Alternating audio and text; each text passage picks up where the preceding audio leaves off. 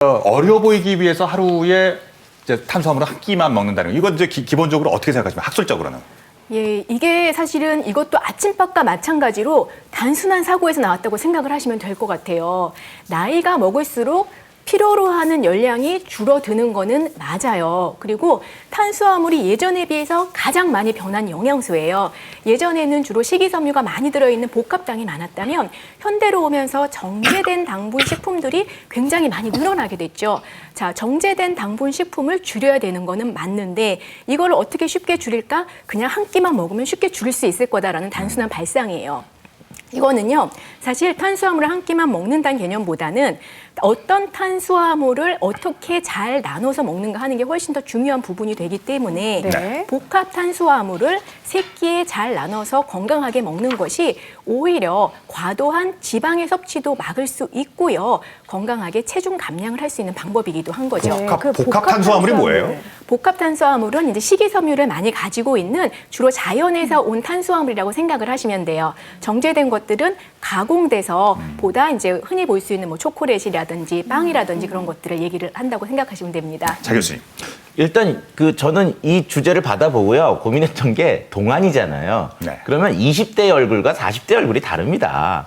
그러니까 20대에 동안을 하시는 분들은 굶어야지 살이 좀 빠지시겠죠. 그러면 한 끼밖에 안 먹어야 되는 게 맞는데 또 이 시청을 하고 계시는 어머님들이 20대의 얼굴 만드시려고 그러면 힘드시죠. 40대 그 약간 그 발그스레 하면서 이렇게 피부가 좋은 그럴 네. 경우는 오히려 단백질이나 영양소 공급을 원활히 해줘야 됩니다. 예. 그래서 내가 몇 살의 얼굴을 만들고 싶으냐에 따라서 굶을 수도 있고 반대로 또 단백질 같은 영양소를 잘 먹어야 되는 거로 좀 나눠지지 않을까 이렇게 생각이 됩니다. 근데 예. 저는 탄수화물이 꼭 밥에만 있다고는 생각하지 않아요. 우리나라에 있는 우리가 먹고 있는 모든 식재료 안에는 탄수화물이 약간씩 들어 있거든요.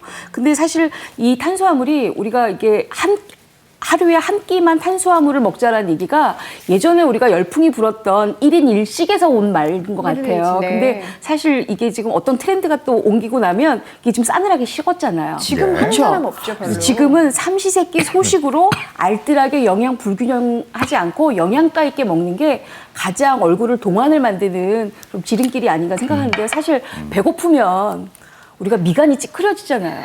근데 그게 어떻게 동안이 되겠어요? 주름만 늘지. 동안이세요. 예. 아니, 저는 동안인데요. 네.